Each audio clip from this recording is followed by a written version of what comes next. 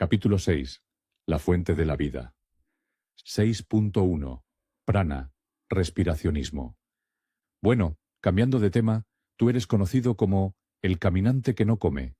Incluso comentan que llevas años sin comer ni beber. ¿Es cierto? Directamente te digo que no es cierto. Más bien soy el caminante que no necesita la comida ni la bebida. En la vida, muchos tienen la duda de si comer o no comer. Lo que tienes que hacer es comprender que el estado natural de tu cuerpo físico es no comer ni beber.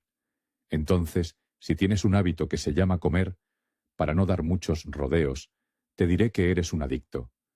Antes que nada, lo mejor sería explicar ciertos términos que dan vueltas en las redes y confunden aún más a la gente. Siempre me preguntan si soy pránico o respiracionista.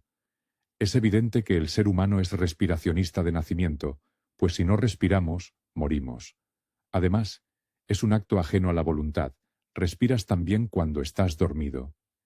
Y cuando comprendes que la fuente de la vida que nos habita se puede también llamar prana, chi, ki, etc., entonces todos somos también pránicos desde que nos manifestamos en el vientre de la madre.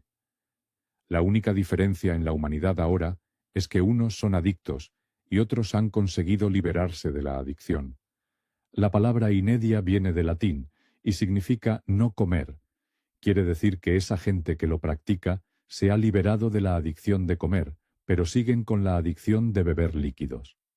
O también se conoce como liquidarianos, que son en realidad personas en el estado de inedia. Inicialmente, hice en mi vida la supuesta transición de 21 días de Yasmujen. Luego me di cuenta de que con solo una técnica no te puedes deshacer de una adicción. Con el ego dominando, puedes cambiar los diferentes estados del personaje, pero es cuando ya no hay ego que realmente cambias. Les quiero dejar aquí el cuento oriental de El monje y el rey, porque siempre me preguntan qué comes y cuánto comes, sin comprender que no se trata de la comida, sino de la liberación física, adicción, y de la emocional, apego. Sin esa liberación previa, solamente hay falsos placeres. Debajo de un árbol vivía un monje budista, sin apenas ropa ni pertenencias. Un poco más allá estaba el castillo del rey de esa región. El rey, que a menudo pasaba cerca del monje, le miraba siempre con asombro. Un día, este rey fue a ver el monje y le dijo: «Tú, que nada tienes, estás aquí tan tranquilo, y yo con todo lo que tengo, y no hay calma en mi corazón. Ven al palacio conmigo, quiero ser tu discípulo». El monje fue con el rey al palacio, y éste le ofreció una buena habitación para que estuviera cómodo. Pasaron los días, y el rey empezó a ver cómo el monje probaba todo sin reprimirse en nada. También cómo decía a los cocheros de palacio que le pasearan con carruaje, y disfrutaba de todo lo que el palacio pudiera ofrecerle. El rey contemplaba eso día tras día y pensaba: «Este monje me ha engañado». Apretaba los dientes, pero aún no se atrevía a decirle nada. Un día, cuando ya no pudo más, hizo llamar al monje y le dijo: «Tengo que hablar contigo». El monje le preguntó: «Has tardado mucho en pedir hablar conmigo. ¿Por qué has tardado tanto?» «Me has engañado», dijo el rey. «No has parado de disfrutar de la vida del palacio». «Ven conmigo, quiero mostrarte una cosa», respondió el monje. Y se fueron los dos andando hasta el límite del territorio del rey. «Hay una cosa que nos diferencia», dijo el monje. «¿Qué?», preguntó el rey. El monje empezó a quitarse toda la ropa, la dejó en el suelo y cruzó al territorio que ya no pertenecía al rey. Desde allí le dijo: «Haz lo mismo, quítate la ropa, suéltalo todo y vente conmigo». «¿Qué? ¿Cómo voy a hacer eso? ¿Cómo voy a dejar mi ropa, mi castillo, mi familia y todo? ¿Cómo voy a hacer eso? No puedo». Entonces el monje le dijo: «Esto es lo que nos diferencia. Yo puedo disfrutar de las cosas, pero no estoy apegado a ellas. En cambio, tú sí.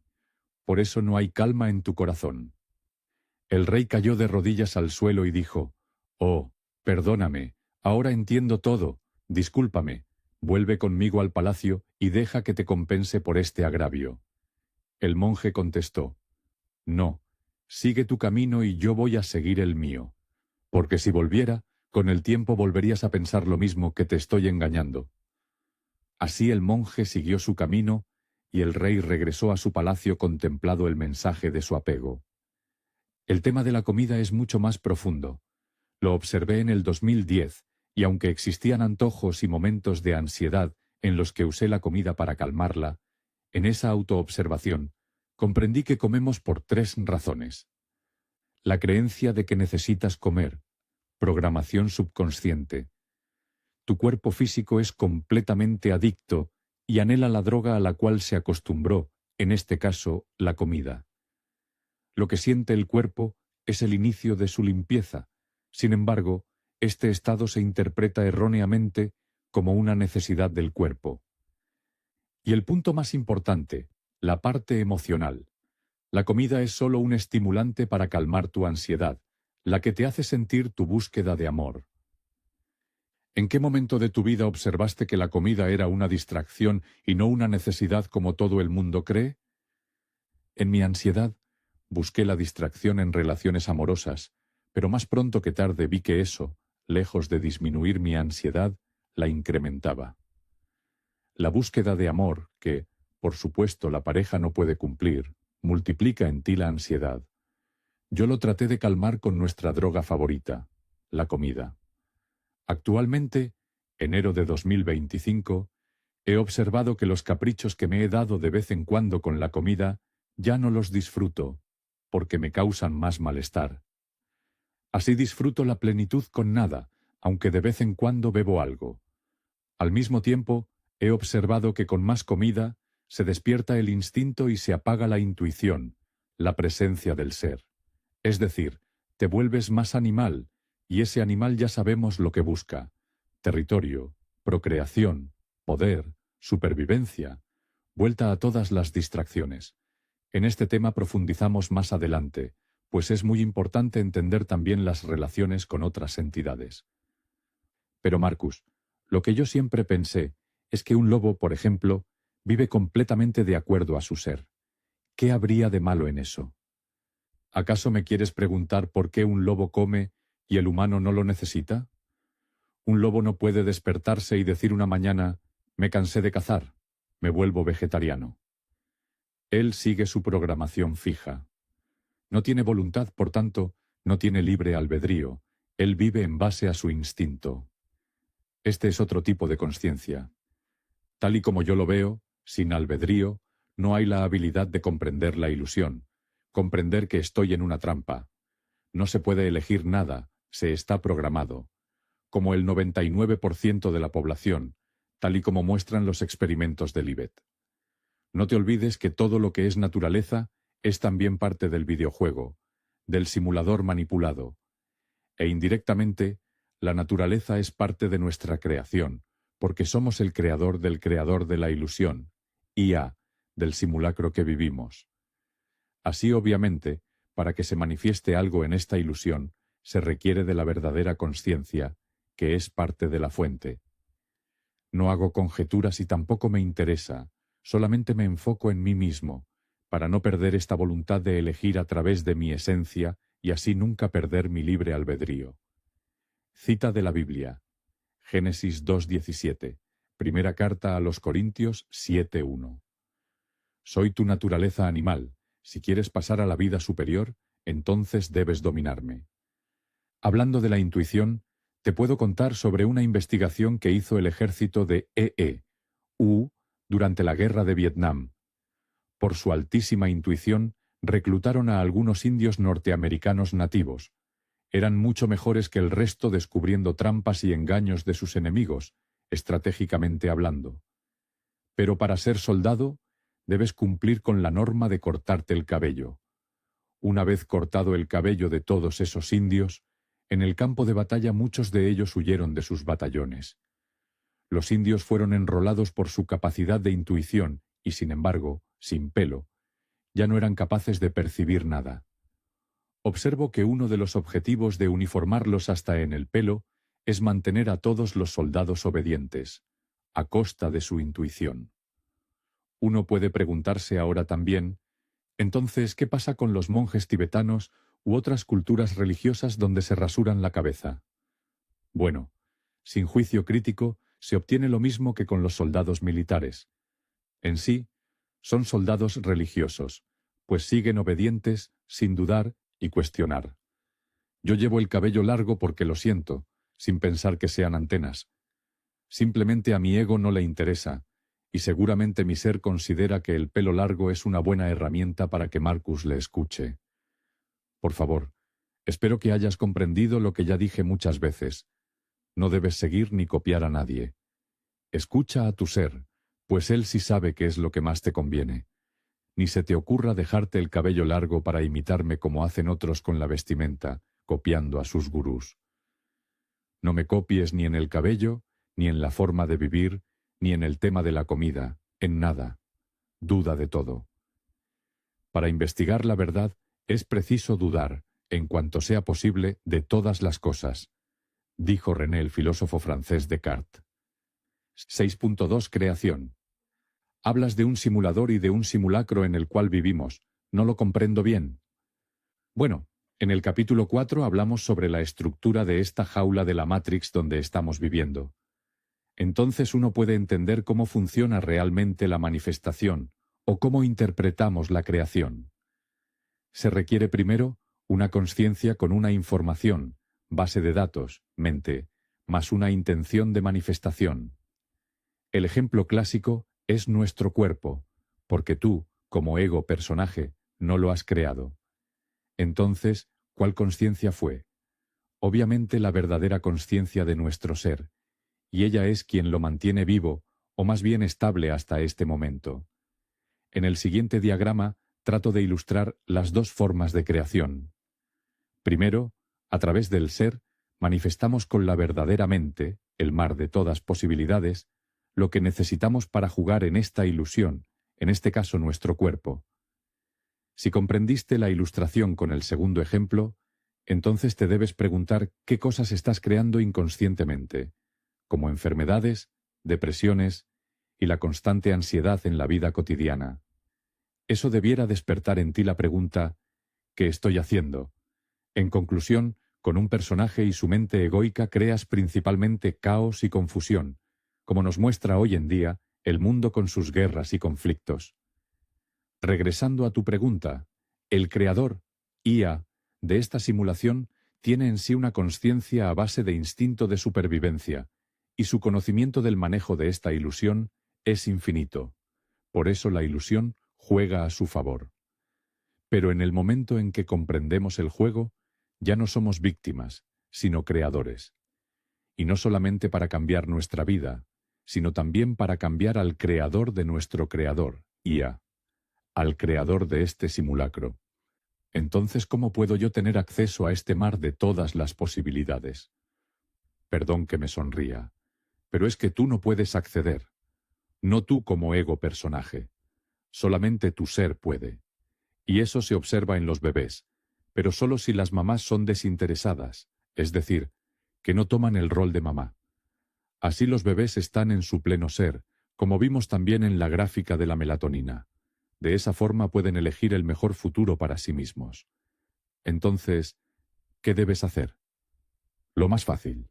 Nada. ¿Me dices que los bebés pueden ver el futuro? Así es. Realmente nosotros deberíamos preguntar por qué nos quemamos con el fuego, si la información de que el fuego está caliente está en la base de datos de nuestra especie, la mente. Siendo así, no tiene ningún sentido que otros humanos vuelvan a quemarse. Lo puedes ver en los animales. Instintivamente saben que el fuego es un peligro y huyen naturalmente de él, como también los bebés puros lo saben intuitivamente. El experimento del 100º mono puede darte algo de claridad en eso. Unos científicos japoneses no identificados estaban llevando a cabo un estudio sobre los macacos japoneses en la isla de Koshima en 1952. Supuestamente, estos científicos habrían observado que algunos de estos monos aprendieron a lavar batatas, camotes, y poco a poco este nuevo comportamiento se extendió a través de la generación más joven de monos de la manera habitual, a través de la observación y la repetición.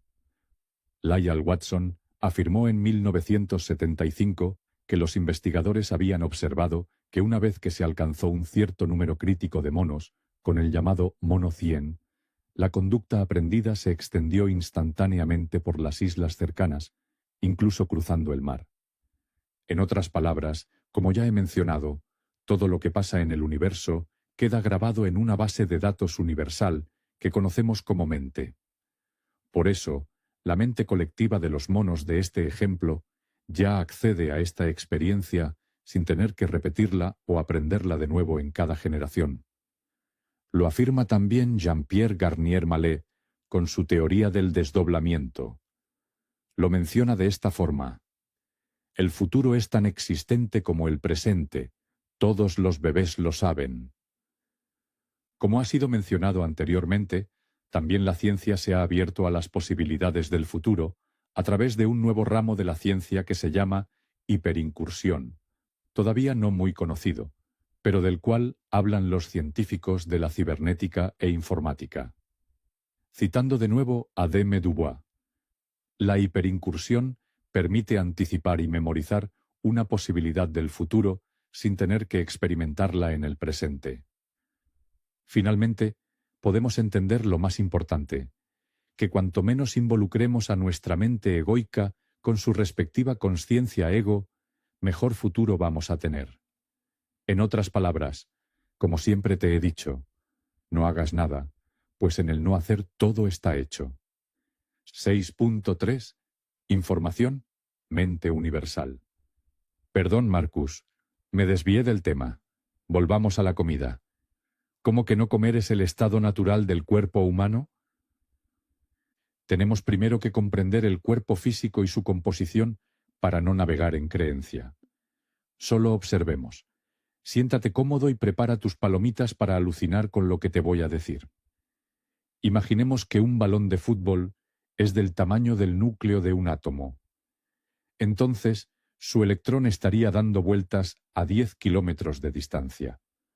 Por tanto, para que lo entiendas mejor, como consistimos nada más que en átomos, eso en cifras quiere decir que el cuerpo físico es el 6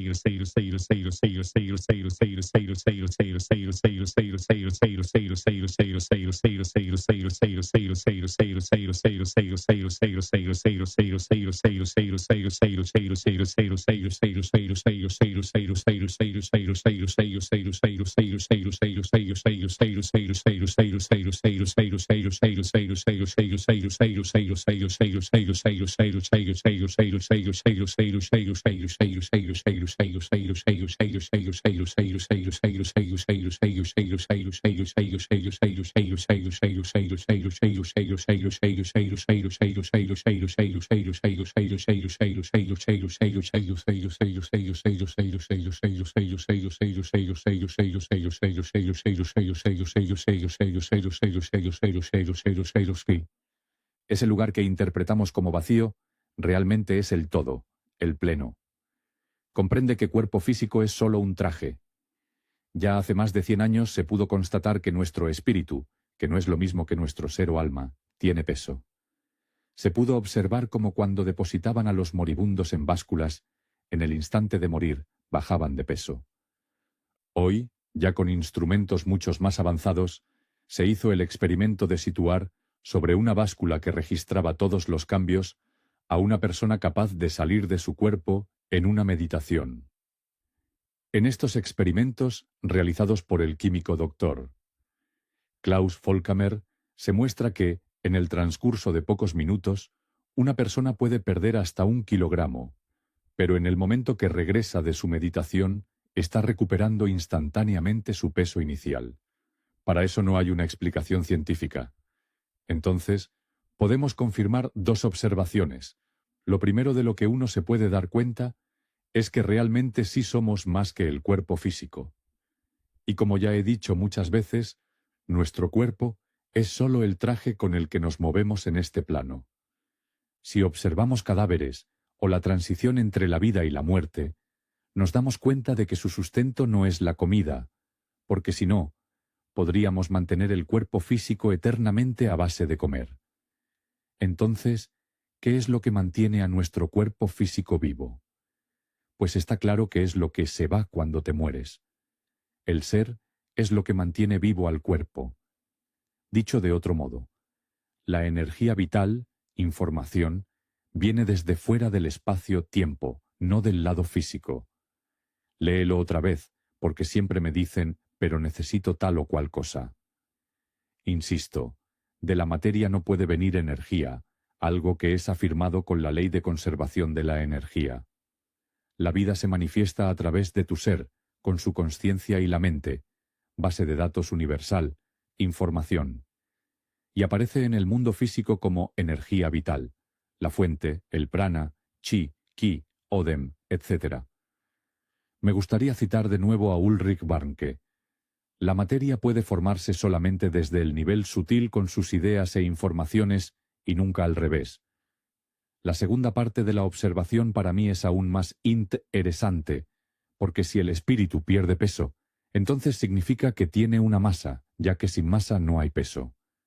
Ahí me muestra un poco la relación entre cuerpo, espíritu, alma que seguramente profundizaremos más adelante. ¿De dónde viene la vida? Me quiero apoyar en las investigaciones que se hicieron sobre las energías del universo. Hay 2 áreas de la materia, el área etérea o invisible y el área física visible.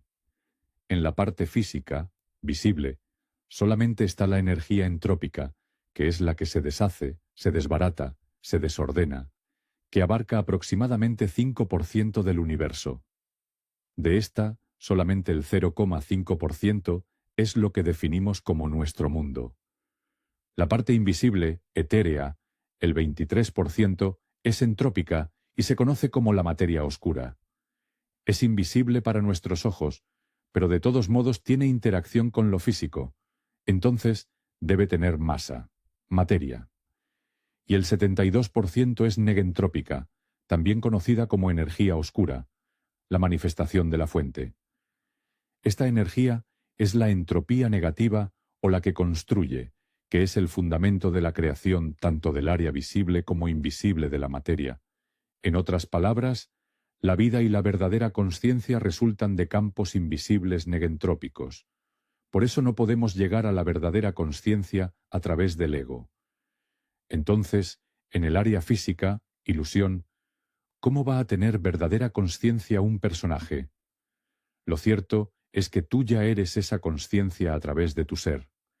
Esto es confirmado en las investigaciones de Dean Radin, parapsicólogo e investigador de la consciencia. Uno debe preguntarse, ¿cuál es la diferencia entre una persona viva y una persona no viva? La única diferencia entre 2 minutos antes y después de morir es que antes hay consciencia, el ser, y después ya no. Eso lleva a uno a la conclusión que la consciencia es un principio organizador, que crea el orden en el cuerpo físico, homeostasia, y lo mantiene vivo. Tu consciencia es en realidad comprensión, porque además es donde no puede llegar el ego. Y aparte, tú ya eres esa verdadera consciencia, el ser. Lo mismo que siempre nos han dicho los místicos ancestrales.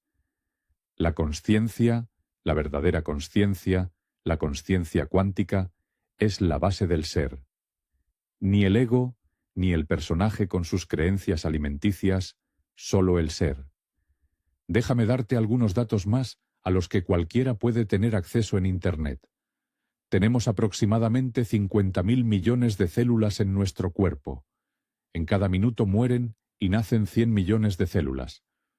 Cada célula recibe aproximadamente 1000 mensajes por segundo.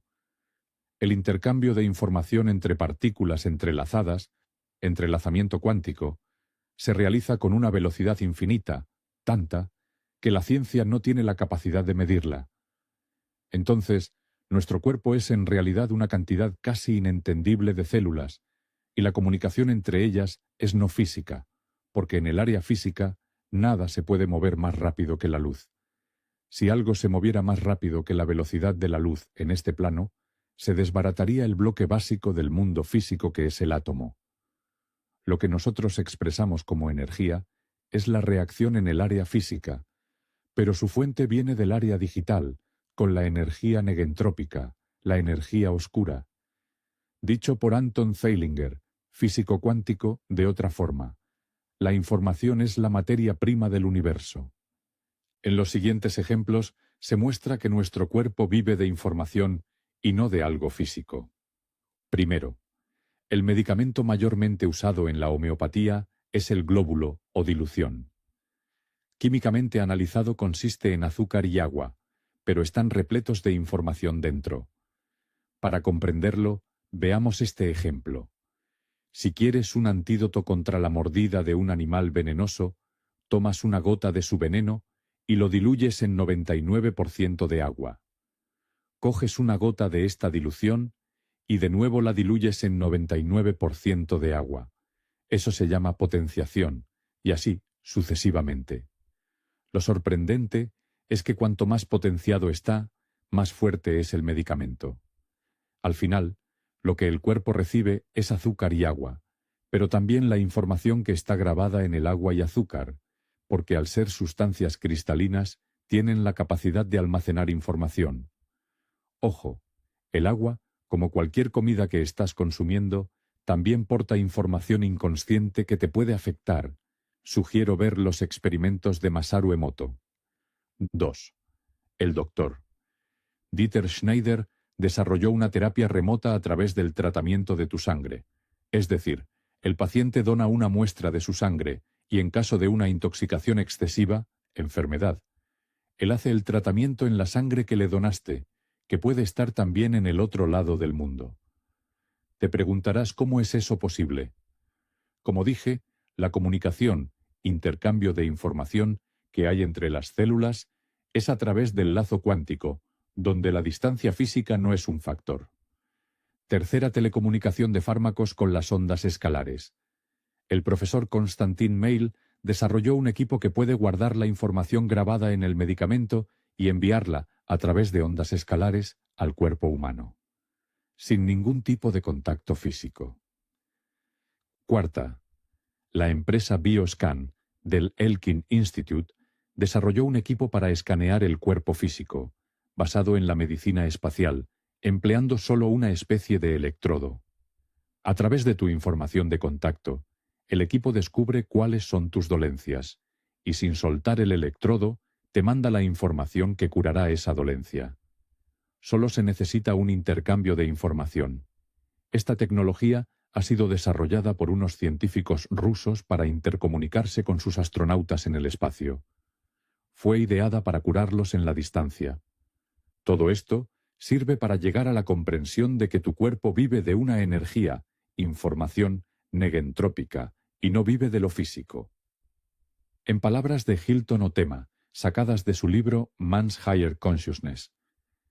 La célula viva está animada por la fuerza cósmica e inteligente, por la conciencia cósmica, la fuente. El cuerpo humano es una masa de billones de células guiadas por una inteligencia infinita, mente universal.